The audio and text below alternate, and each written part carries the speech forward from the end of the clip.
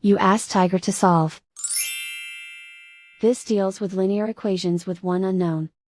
The final result is p equals -39. Let's solve it step by step. Simplify the expression. Break up the fraction. Find the greatest common factor of the numerator and denominator. Factor out and cancel the greatest common factor.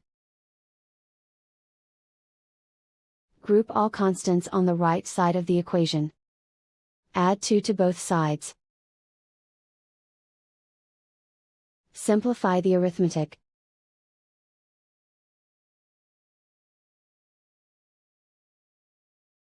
Isolate the p.